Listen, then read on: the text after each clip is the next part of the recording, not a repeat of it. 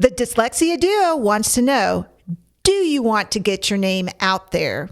Well, we can help you gain brand awareness. We build better brands simply by taking your own vision for your business and helping it reach a wide variety of audiences. Benefits to advertising on the Dyslexia Duo podcast include direct access to a diverse audience of parents, caregivers, and educators. Association with experts in the field. Also, continuous traffic to the podcast means repeated exposure to your brand. You will be supporting a small business that advocates for children's education and options available to obtain measurable results. Just contact us either through Facebook at The Dyslexia Duo or through email, thedyslexiaduo@gmail.com. Thank you. Hi, this is Amy And Melissa. We are a couple of retired Texas teachers who are CALTS, Certified Academic Language Therapists. We started our own businesses and now we have a podcast called The Dyslexia Duo. So join us for our informative podcast where we'll delve into dyslexia, covering the topics that affect parents, therapists, teachers, practitioners, and anyone who wants to learn more. We'll guide you through everything you need to know, from the first signs to the intricacies of dyslexia curriculum placement and beyond. This season, we will cover the referral process, what to expect when your child or student is dyslexic, the generational impacts of dyslexia, and how to support those affected. Come join us.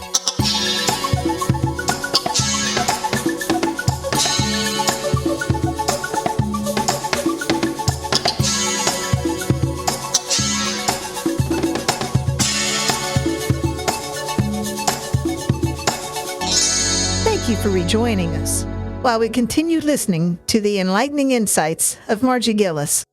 So, kind of going back to a few years ago when COVID came around and kids were doing their work at home either via Zoom or Seesaw. And then slowly, like in Texas, they started bringing some kids back. They brought the option of you can attend in person or you can attend virtually. Attendance via Zoom and Seesaw and in person was really hit or miss at best. And then when we started bringing all students back in, there was definite learning loss, and it made it really, really difficult to, is this what's happening here? Is it because of COVID, or is this truly a dyslexic student? Do you think at this point in the game, now that we're a few years out from everybody being home and doing work at home, do you think we can still blame COVID measures for learning, saying, oh, they're just not there yet because of COVID? Because I still hear that from time to time.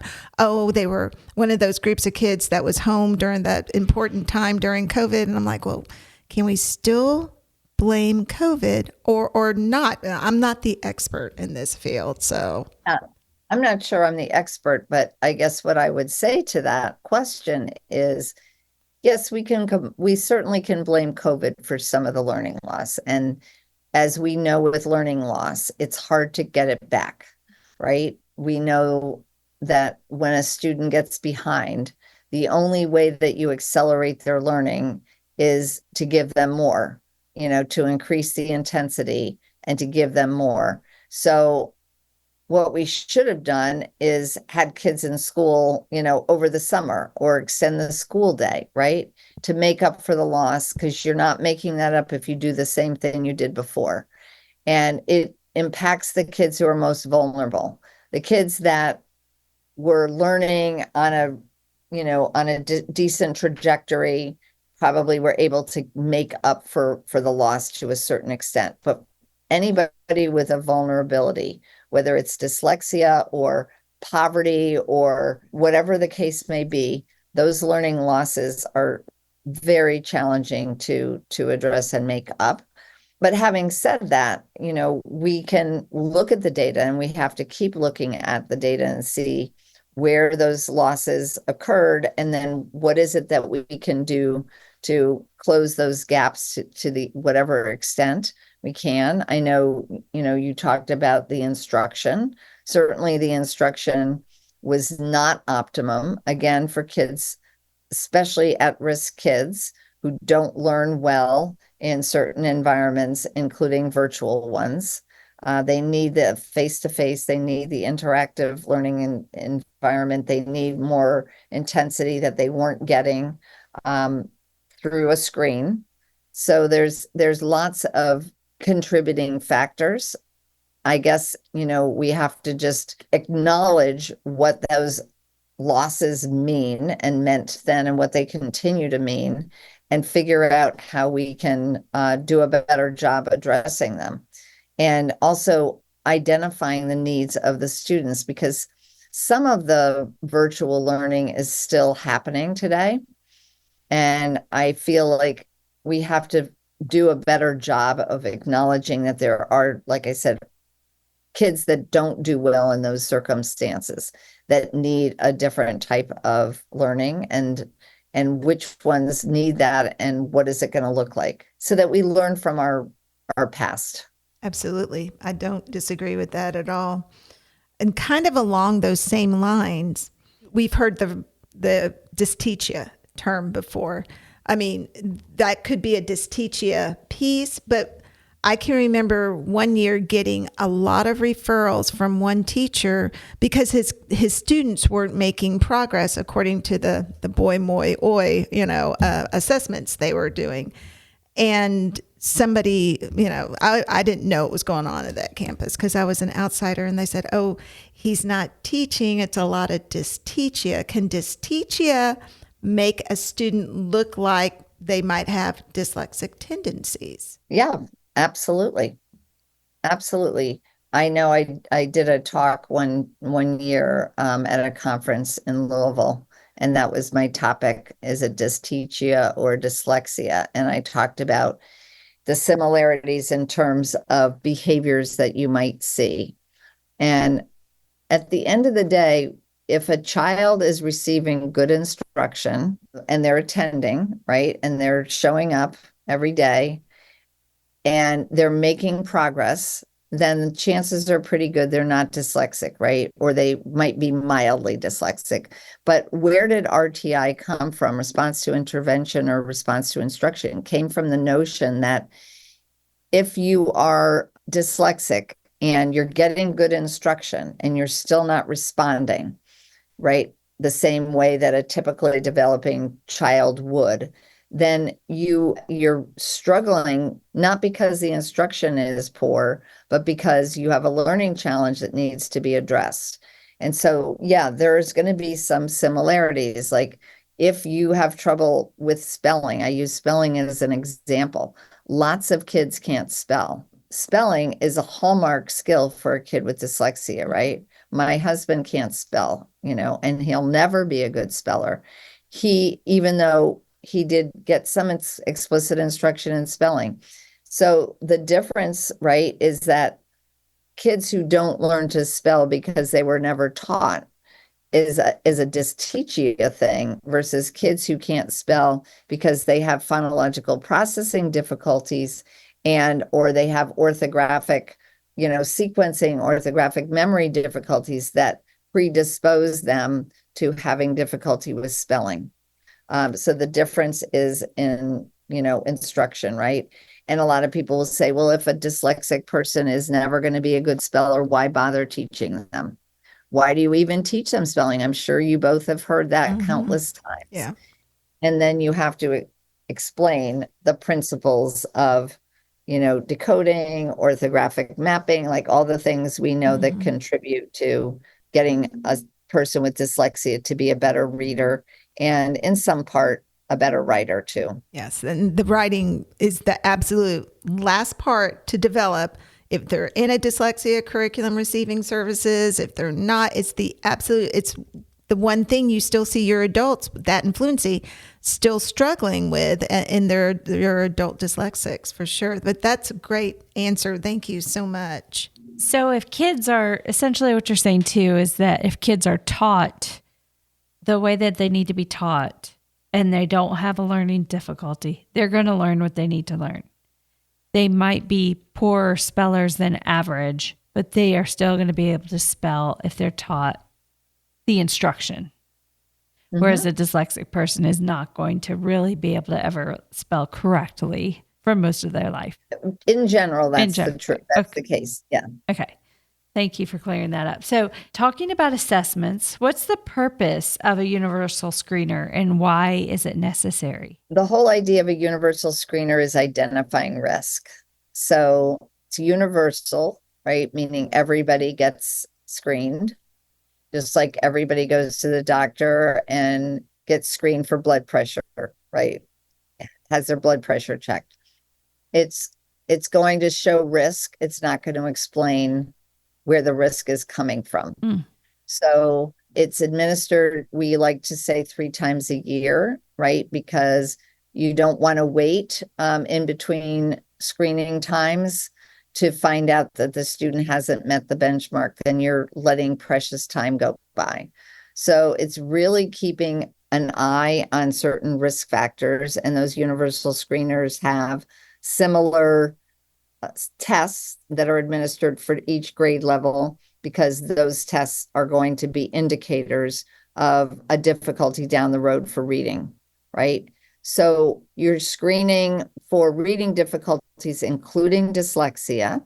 There's the screeners, again, they don't all have the same components, but for example, we know rapid naming is an indicator. Not all children with dyslexia have naming speed difficulties, but many do.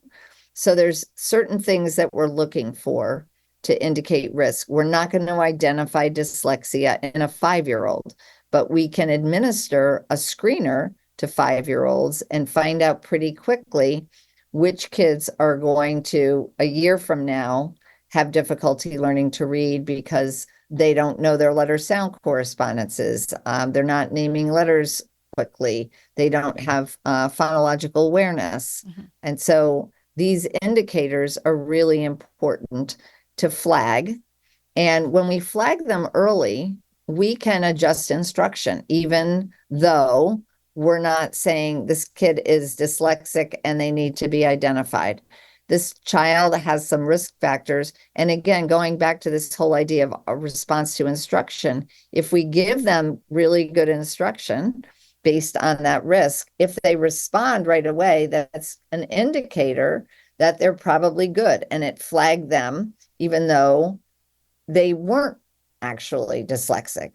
If they don't respond, that's an indicator that we should keep a closer eye on them. And most likely we would want to do some diagnostic assessments for those kids, because now I need to know what exactly is driving that score. You know, again, it could be an artifact of a bad day. So that's, again, why we want to pay attention to those behaviors that might indicate that. But the diagnostic assessments are really great because those diagnostic assessments are what's going to drive the instruction. And again, for a 5-year-old, a child in kindergarten, if, for example, they don't know their letter sound correspondences, and we know that in kindergarten, we should expect them to be putting the sounds together so they can, you know, blend them and start to decode simple words with closed syllables. If that's the problem and they haven't mastered some of those foundational skills, we can actually shore up those skills. And by doing some very good explicit instruction in a small group, that's where tier 2 could come in, right? Give them a little extra time, a little more practice with those foundational skills. And that's going to set them on a better path for later in the year, and then going into first grade, where we know they're going to be expected to do more of that. So it's part of a bigger assessment plan that includes the screeners, the diagnostics, and then, as I mentioned before, monitoring their progress. If I'm teaching letter sound correspondences, I'm not going to wait 6 months to see if my instruction actually worked. I've worked on these, let's say 12 letter sound correspondences. Let's teach them for a couple weeks. Let's see how much they've learned and move on. And so it's all part of a very well articulated plan for how we're going to get the best result from those kids, especially those kids who are flagged as at risk. So then how would you recommend sharing that information with the parents, the teachers, the school district, things of that nature? Well, ideally, you have an assessment platform that slices and dices the data pretty quickly, because a lot of times you give those assessments and the assessment sits in a folder somewhere on a teacher's desk for 2 weeks. And by the time you look at it, and again, no, I'm not pointing fingers, blame, none of that. It's just what happens is the data now is old if you've been teaching some of those skills, right? So I think having an assessment platform where you're getting the data right away and you're getting it at different levels. So aggregated data is important for the district to see. Like I have a district with 12 elementary schools, and I can look at the data at the school level and see, these two schools are hitting it out of the park. These schools are modestly performing, and these schools are, in the dirt. Like we need to figure out which schools need the professional development, need the support, and then at the grade level, right? Some grades are stronger than others, and then at the classroom level. So it all has to get disaggregated so that we know exactly where the support needs to occur. And so the obviously the disaggregated level by classroom is really teachers have to look at their data and really see which kids need the intensity and figure out how they're going to get it. Like the classroom teacher can't be held responsible for doing all of that. They need interventionists can help. And then the kids who are continually getting further and further behind need to be referred for special education. For parents, equally important, I think they need to be kept in the know. And some of the systems, some of the assessment systems I've been working with over the years have a home connect letter that they send to parents. So as soon as those screening, beginning of year, middle of year, end of year assessments have been administered, the letter goes home. It's in parent-friendly language, so the parent knows this is where my student is. One of the platforms has a little running man, that is red, yellow, or green. It's explained what that means. The letter also includes things that parents can do at home. Parents are encouraged to come into classroom conferences with the letter so that the teacher can explain what the letter means. It's sent home in Spanish or, whatever language is spoken at home so that the families know what's going on, even though they may not be able to read or speak English. So the parents need this information very, very, I think, importantly. And again, this all sounds good in theory, but it takes time and it takes an acknowledgement on a school district's part that this should be an expectation so that parents don't find themselves learning at the end of the school year that the kids bombed these assessments and now they're another year behind because they haven't received the instruction they needed. Yeah, because they need that knowledge. They can also support the child outside of school, get them additional help with the outside if they so desire. And I can think of situations where the parent would receive the information that was talked about and they would come to me, they go, what does this mean? And not understanding the difference between percentage and percentile, right? And they're thinking, yeah, and it's not the same thing. And you try to, sometimes I overanalyze it and I do the bell curve and I show them the bell curve and I'm like, okay, let me just tell you what happens with a percentile. But I think that is so important that we do that. And you kind of addressed, one of our things we were going to talk about is how can data drive the instruction? Data should do nothing but drive instruction, especially if we're going to be prescriptive with what we're doing. I use, like for a dyslexia student, I look at their assessment and I look to see what their weak spots are. If they're taking a really long time to internalize some of the information like phonological awareness, and then they have a deficit in rapid naming and they have a deficit in phonological memory. Well, my goodness, Well, no wonder it's taking so long to internalize and be able to do some of the things that we're instructing them with, for sure. So kind of on that rein with the area of dyslexia, why? I mean, we're still seeing it in Texas, and we've had law in place. Everybody keeps hearing me say this in every podcast. We've had Texas dyslexia law in place since 1985, but we still have districts that are not identifying our students with dyslexia. And we know that letter came out from the office, the OSER. What's the OSER stand for? The Office of Civil Education. Thank you. And it said, you should say dyslexia because we'll look at these kids with an SLD, and it's all the things are phonological awareness, decoding, fluency, written expression, comprehension, all the things. And they're still saying, they're not saying dyslexia. Why do you think districts aren't saying dyslexia still? Honestly, it's because they don't, if they use the term, they have to deliver the instruction. Yeah.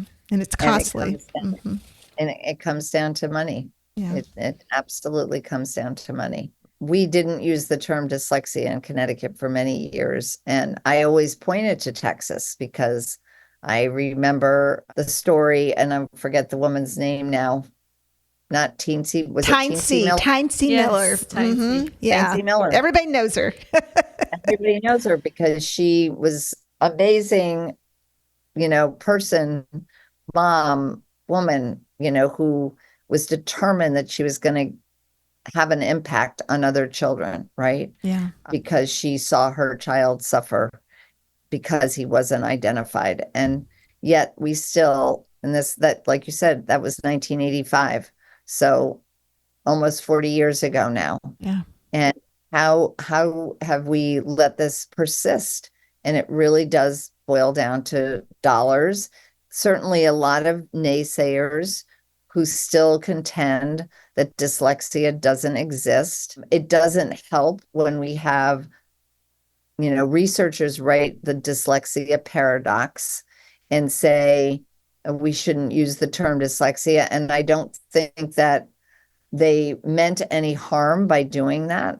But what often happens is that in our inner circle, we have differences of opinion that get hashed out, sometimes to the detriment of translating this for people that really need to have it translated clearly, like parents, for example, and teachers who are on the front lines. And when you're debating something and you're giving mixed messages, what happens is the teachers throw up their hands and say, you guys can't agree. And so I'm just not even going to deal with this, or whatever happens. And it doesn't help our cause. It actually hurts our cause. Yeah. So there's a lot of contributing factors, a lot of disagreement in the field of dyslexia. Terminology really does matter a lot. So how we define dyslexia, when we talk about causes, that's another thing that people disagree with. There are a lot of contributing factors to that, but I think it really is a money issue. I think that's exactly right. Yeah. And if you want to really do right, it is a costly endeavor. But if you did it right in the first place, again, going back to early identification and just change the instruction accordingly, then it would make it less costly. Mm-hmm. Yeah. And when we think about cost, it shouldn't be about the financial cost. It should be, what's the cost to the child? The child, the society. The society, exactly. It's huge. Mm-hmm. We'll be right back after a word from our sponsors. Hi, this is Melissa with Kids First Dyslexia Services. I am excited to share with you my private practice. Kids First Dyslexia Services is a private practice that specializes in dyslexia therapy. Each one-on-one session focuses on instruction specific to your child's needs in a nurturing environment that develops self-esteem, builds confidence, and fosters a sense of accomplishment, resulting in happier kids with higher levels of achievement. We provide a professional, personalized experience, always putting the child first. We value the relationships with both our students and parents. because strengthening skills and overcoming hurdles to achieve desired goals and success is a team effort. For more information, please visit www.kidsfirstdyslexia.com. That is www.kidsfirstdyslexia.com. Hi there. This is Amy Rodenroth, owner of Discovery Dyslexia Services. So tell me if any of these situations are familiar to you. Your dyslexia teacher/therapist has suddenly retired unexpectedly, and you do not have the personnel to fill the space. Or you do not have enough trained teachers or therapists for the number of students who have qualified for dyslexia services, and you need a trained teacher or therapist quickly, like yesterday quickly. Or you need a teacher to provide compensatory services, and you do not have anyone that can provide what's needed. Well, what do you do? I'm going to tell you what you can do. You can call Discovery Dyslexia Services. Discovery Dyslexia Services can help you with your various dyslexia concerns. We have multiple CALTs who can provide virtual small group therapy. We can also train your teachers in most dyslexia curricula, either virtually or on site. Just let us know how we can help support you. For more information, go to our website at www.discovereed.com. Let me spell that for you. DYSCOVEREAD.com. And I know it's a funny name, but we're providing huge services for our dyslexic population. So keep in mind, Discovery Dyslexia Services, covering all your dyslexia needs. Let's return to the show. And, another kind of piggybacking on that and flip term a little bit, the educators need to know more about dyslexia too. I've had several educator friends who say, I don't really know if this is dyslexia. I see X, Y, and Z. And so I will ask them additional questions and kind of guide them and help them understand it a little bit more. But that's somebody who has a relationship with me, so they felt comfortable talking to me. What about people that don't have that relationship? Or what about people that don't have a dyslexia educator on their campus? Not every school district has that. They have traveling people who come in and just teach in their little classroom and then they go someplace else. So, I think that's a huge component. The educators need to be taught more about dyslexia too. I do too. I completely agree that that's a missing piece of the puzzle. And it's interesting when you teach them about it, because we do a lot of professional development with teachers. When you teach them about it, it's so interesting because 90% of the time, they know somebody who's dyslexic, and it clears up some misconceptions that they have when you debunk some of the myths, like it's a visual problem or it's this or that. And then all of a sudden you see the light bulbs go off and they're so grateful for having learned something that serves them well, not just professionally, but in many cases personally. Like it's an uncle or it's a cousin or it's somebody, close to them. And they go, oh, that makes sense now. And that's important. Knowledge is power. I have every group that I train, there's always at least one person who walks up to me when we finish the initial training, and they'll say, either they self-evaluate or they say, why wasn't I taught this before? Every time. I have a group that I'm finishing with tomorrow, and I already had one come up to me and say, why isn't everybody being taught this way? Exactly. I remember having the same reaction when I went through the training at Dean. The Dean Learning Center. Yeah. So what is the best advice you think you could give to a concerned parent or a concerned teacher about, I think my student has dyslexia, or I think my child has dyslexia, or they have dyslexia? What could you tell them? If they suspect it, I've always said, trust your gut, because 90% of the time the gut is right on target. And especially when we're talking about parents, and it's usually the mom, but not to exclude the dad, but it's my child is struggling. I went to my kid's conference. the teacher said, oh, don't worry about it. Some kids take longer. The gift of time, it's not a gift of time for a child with dyslexia at all. In fact, it actually compounds the problem. We've talked about that today.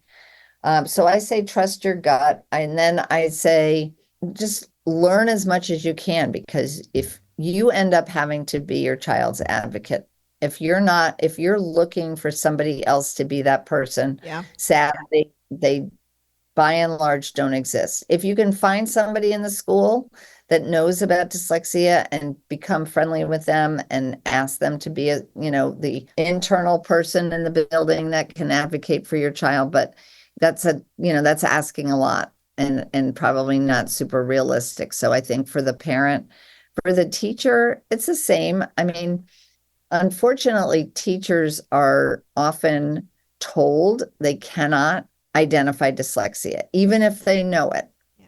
They are told by their administrators, we do not use the term. We don't want you to mention it, again, because they don't want to have to pay for it, which is a very sad fact.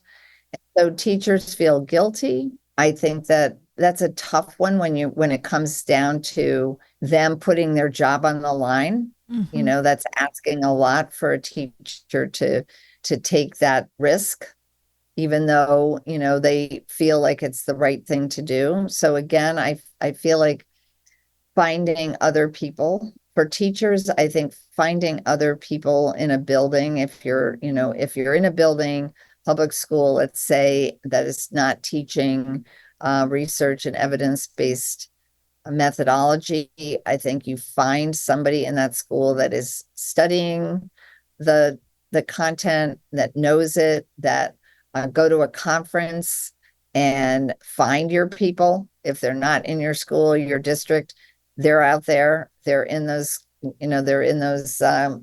attending those conferences. The Facebook, what I never learned in college. Oh, that's a good one. Yeah, that's a great page to be on. Yeah, a lot of people have learned a lot that way. Attend conferences, like I said, really important, because you just get your energy, and you're like, I feel like I'm on the right track. And then you go to those conferences and you get affirmation, mm-hmm. and it keeps you going until you can go to the next conference. Mm-hmm. I mean, that's what I did for 20 years. Those conferences were my lifeline to knowledge, but also to people who were in the field who could keep me inspired and going. We're kind of hoping that's the purpose of this podcast for some people, is to once a week get that affirmation, because we drop on Saturdays. So once a week, get that affirmation that, you're on the right track. What you are seeing, this is totally dyslexia. Mm-hmm. So no, I totally, completely agree. Okay. So I know you have books of your own. So I would like for you to share the books that you have of your own, but also our listeners like when other people recommend books as well, something that they can grab onto and learn from as well. So could you please share your books? If you could see my office, like I have so many books, and I read this and I was like, oh boy, how do I even identify? Because I read all that I can, but one of my favorites is Reader Come Home. Yes. I'm sure people have mentioned that, by Marianne Wolf. Yes, that's a really good one.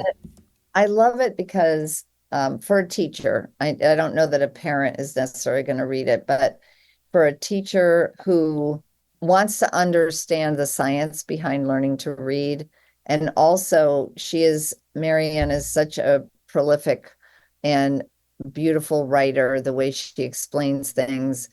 I think she also always has a call to action in her books. Yeah. And I love the call to action in Reader Come Home, the title itself, why people aren't reading and why it's so important that we inspire everyone to continue to read, because there's something that happens when you actually read a book versus reading something digitally. Mm-hmm. Why our devices are just doing more harm than good in so many cases, mm-hmm. and why we have to keep those at arm's length, not just from our children, but from ourselves. They're addictive, and they're not really helping develop the neurocircuitry that's so important for reading. So I love that book. Another book that is less known, the title is Transform Teaching and Learning Through Talk. It's the Oracy Imperative, and it's written by Amy Gaunt and Ellis Stott. And the Oracy Imperative started in England. That's where it's taken place. We found it years ago through Edutopia, and there's some wonderful videos that you can find. It's now part of Voice 21, I believe. And basically, the idea is that classrooms should be alive with conversations and oral language. And that oral language is the foundation of learning to read and write. But there's even more to it than that it's how we express ourselves, it's how we get across our needs, our desires, our opinions. It's how listening is also really important, and it's in such short supply, again, because of devices. So we have really put a big focus on the work that we do with teachers and thinking about what their classrooms should sound like in terms of the language exchange between and among the students as well as the teachers. So again, that would be another great book to recommend. I also love the Reading Comprehension Blueprint by Nancy Hennessy, The Writing Rope by Joan Sedita, certainly Louisa Moat's Speech to Print and the recent revision. All of Louise Spear-Swirling's books, Structured Literacy Intervention. She's written most recently the Structured Literacy Planner. Like I said, I could go on and on. The Ladder of Reading and Writing by Nancy Young and Jan Hasbrook, and I contributed with Nancy a chapter in that book. So there's just a plethora of professional books. And then for parents, there's a couple books on reading. Dan Willingham's book and that I can't remember the title of right now, but it's a goodie talking about the importance of reading. I have it on my shelf. Maybe I can't see it, but anyway, Dan Willingham. It's a book that's written for parents. It might be Raising a Reader. It's something. Anyway, there's some really great books for parents on how they can motivate their children to read and why it's so important for them to do that. That's great. And I have a few of these books already. In fact, I just ordered the Ladder of Reading and Writing. I just ordered that last night. Go figure. Yeah. And so what about your books as well? Yeah, so our books are the Professional Learning Series. There's 4 of them. You held up a couple, Amy. So there's one on PA and phonics. There's one on vocab, comprehension, and then one on syntax. And each one obviously goes into detail on that particular topic. I think the one that resonates with a lot of teachers, there are 2, the syntax and the comprehension, because while there's a lot written on comprehension, there's not a lot written on syntax. And our approach is very much, what do you do in the classroom? So we give a little bit of background to make sure teachers understand core principles and the research that we know is informing that topic. But it really is, what can you do in your classroom? What are some instructional methods and activities that will teach the content? Beautiful. Wonderful. Yeah, no, it's great. It's absolutely great. And I'll admit to my shortcomings, my shortfalls with my training. I don't feel like I push the comprehension and the vocabulary hard enough. And that's been one of my things that in my head, in fact, I was just writing lectures last night, really pushing morphology and vocabulary and comprehension harder with my trainees so they understand the low-hanging fruits, the phonology, in my opinion, phonology, decoding, and fluency. That's kind of easy for us as therapists. It's that other side of the writing rope that we need to work a little bit more on. I agree. And comprehension is so obviously complex. You're teaching a process. Whereas with phonemic awareness, phonics, you're teaching to get to a product, like to be able to decode, to identify spelling patterns and so forth. Comprehension is not the same. No. It's not a skill like PA and phonics are. So it's building, the knowledge. It's thinking about the process that's required for kids to comprehend. And that just takes more, I think, knowledge on the teacher's part to really understand and be able to deliver. Absolutely. Well, thank you so much for your time. We spent a lot of time together, and we did. My notes. My hand hurts. So this has been so helpful. Thank you very much. You're very welcome. It's my pleasure talking to both of you. Thank you for inviting me, and I wish you all the best in your work. And I know you'll have lots of other, people to talk to in the field and help people that want more guidance, right? That's what it's about. That's kind of the goal. All about the kids, I like to say. Absolutely. Absolutely. And we're grateful for people like you and Jan Hasbrook and Nancy Mather who have talked with us. Thank you for your time. It's very valuable. We appreciate your knowledge. Oh, you're very welcome. Thank you. You all have a great rest of your day, and let me know when this is going to be aired. Absolutely. I'll send you a link. All right. Sounds great. You. Thank you. Bye. Bye-bye. The Dyslexia Duo podcast hosts are Amy Rodenroth, Melissa Dean. Our producer is Greg Rodenroth. You can find us on Facebook at The Dyslexia Duo. Email us any questions or comments at thedyslexiaduo@gmail.com. Awareness is so important. Share this podcast with your friends, family, and teachers. Thanks for joining us. Bye.